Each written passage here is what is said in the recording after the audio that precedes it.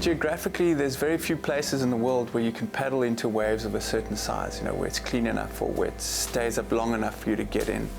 And yeah, Cormac is one of those places. It's a geographical, it's not an oddity, but it's a geographical rarity where those elements a few times a year combine to make these beautiful waves that we can still paddle into.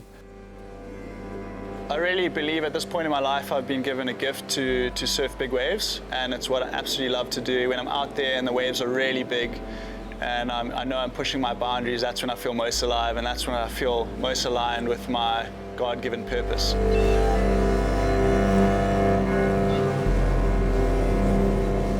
My name is Matt Bromley, I'm 27 years old from Komaki, Capetown, and I'm a big wave surfer.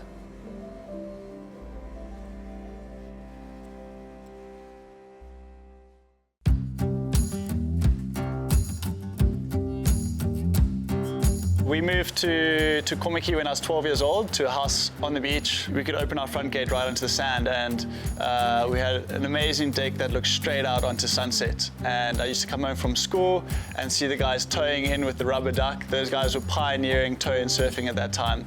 And I knew that one day when I was older, I wanted to go out there and surf that wave.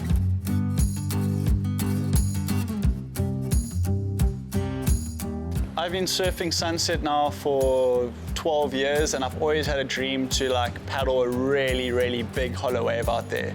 And this day popped up on the charts. It looked like it was maybe going to be too windy, but it was I think 6.5 to 7 meters at 16 seconds or 18 seconds. It was a huge, huge swell. It's pretty self-swollen. It looks massive. That's a lot of energy going up into the straight to sunset. Hopefully.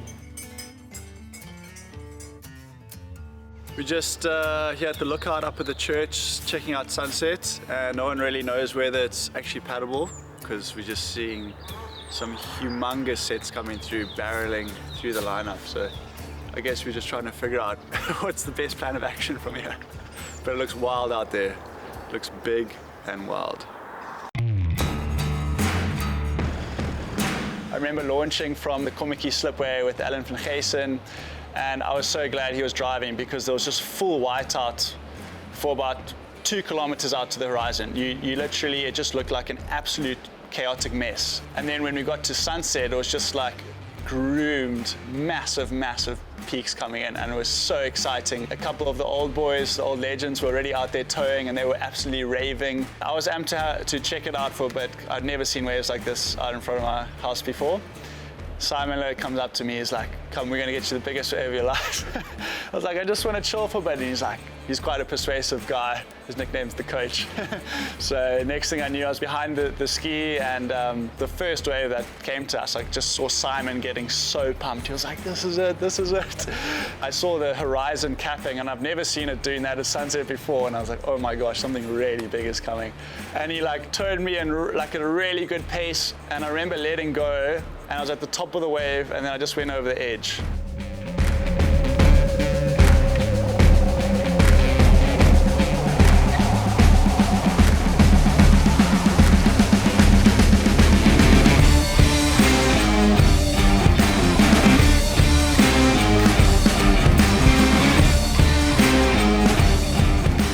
I just raced the crawl the whole way through, and it was probably one of the best rides I've ever had. And that was my first ride, and came out and all the old boys were cheering, and it was such a special and unbelievable event happening there at my home break, and it was amazing.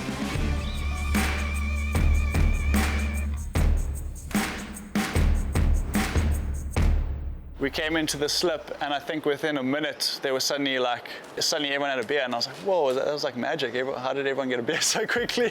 But yeah, no, that was one of the best beers I've ever had, sharing that with all the old boys. It's such an unbelievable feeling, and it's just really affirms that brotherhood that you have in the big wave community here. We got sunset right off the back of Komaki, and then across the bay in front of Hout Bay is Dungeons. Dungeons is one of the scariest, most unpredictable, often chaotic big waves in the world. Waking up here in Komaki, you know a little bit of what's going on, you know it's happening, but you have no idea what it's actually like. That gives you anxiety.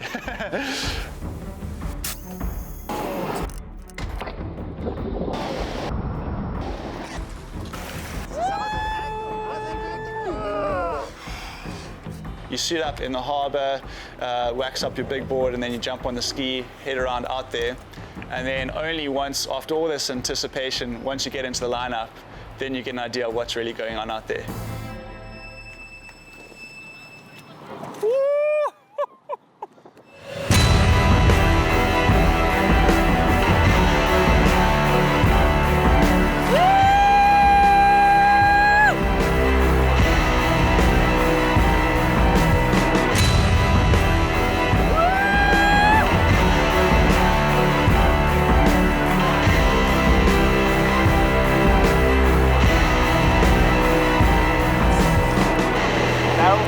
Barrel time.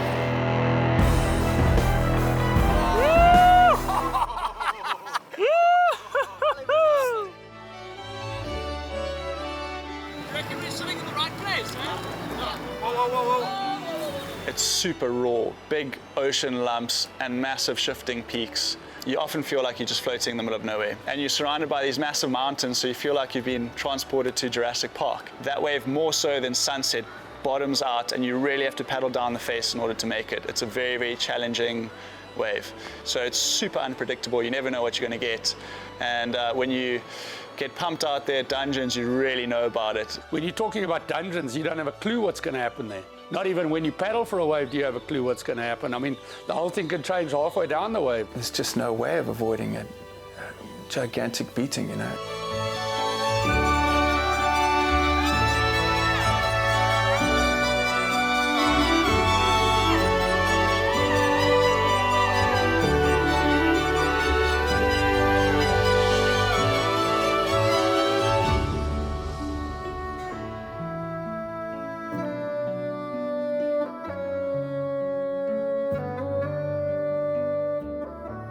The waves were almost, to my mind, almost unrideable, the bigger waves, yet he handled them with confidence. And it's very difficult, I think, for anyone to handle Dungeons with confidence.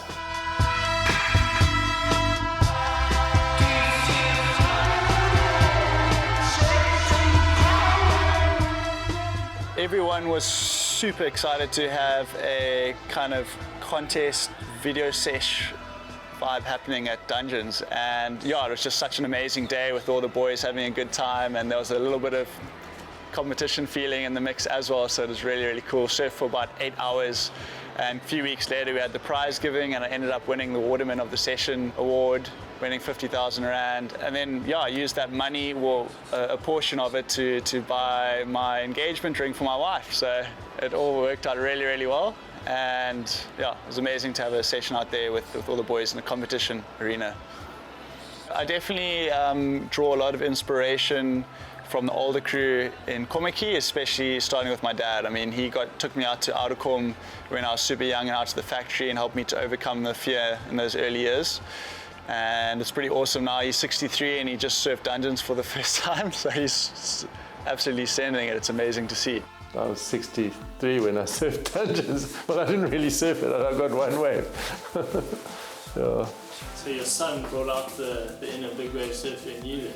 Yeah, he's my inspiration. You really see the value of what Matt does when he connects with people, you know, and when he gets to have these story nights or share his story with people. As I said, they may never be a big wave surfer, but like, wow, this guy, he's achieved his dreams and his goals. Why is that? It just shows that, you know, a young kid from Komiki, you know, can be the world's best big wave surfer potentially. That means somebody else can do that, you know. People are like, well, I can live my dream. So without a doubt, very inspirational. A place like Dungeons where everything is so unpredictable and you have no idea, like, creates such an amazing foundation. And now I've been able to surf waves like Jaws, Nazare, Mavericks, Port Escondido, some of the biggest days out at Nias, and it's all been because of this incredible foundation here at Sunset and Dungeons. I stood lined in your backyard to transplant, back to the back seats to black streets.